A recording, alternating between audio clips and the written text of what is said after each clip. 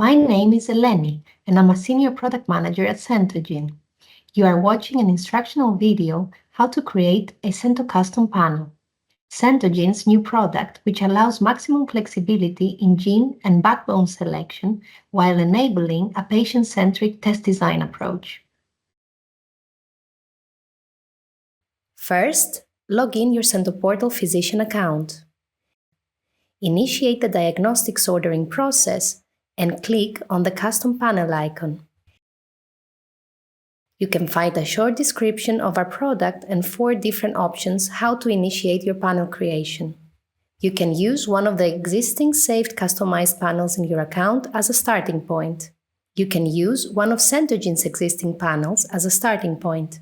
You can create your own panel from scratch. You can load or paste your list of genes. Let's see how we can initiate the process by selecting one of our existing panels. This will open My Panels table, and we can initiate the creation process by selecting, for example, the muscular panel. The list of genes of the saved panel is now in our gene list. The backbone is pre-selected according to the saved panel. Additional genes can be added.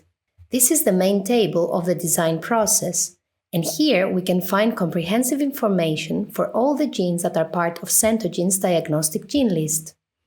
The table shows gene symbol, chromosome, AGNC ID, disease association, and comprehensive information about the performance of each gene depending on the backbone, centoxome, or centogenome. More details about performance can be seen by hovering over the performance box with the mouse.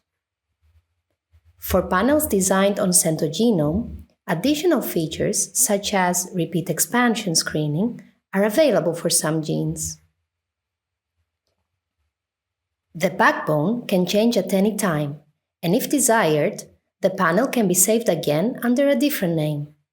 A backbone switch might trigger gene performance change, which will be displayed as a warning message. Panel sizes are calculated automatically by the system and displayed at the bottom right corner of the gene list. To clear the list, simply press the Clear button.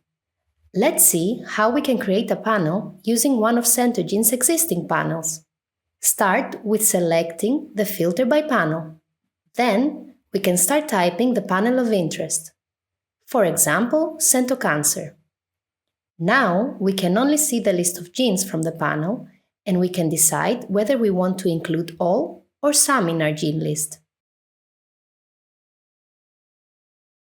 To remove the short listing, simply remove the filter. In order to use our symptom-based approach, select Filter by Symptom. Then, we can start typing the disease or symptom of interest. For example, if we start typing muscular, the system will return the diseases and symptoms associated with the term, and also the number of gene associations that are present. We have the option to include all symptoms or some, and then press Apply to filter the gene list. The system will then shortlist the gene list to only display genes associated with the symptoms or diseases of interest. The list can be further shortlisted by setting a rule to display only genes that are associated with a minimum number of symptoms from the chosen ones. Let me show you. This is a patient-centric approach aiming to customize the panel gene list according to the clinical picture of individual patients.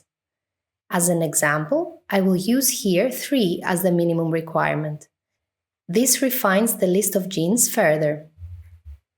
Lastly, let's have a look at the option of uploading a list of genes. Remove the filter by symptom selection and select Upload Gene List.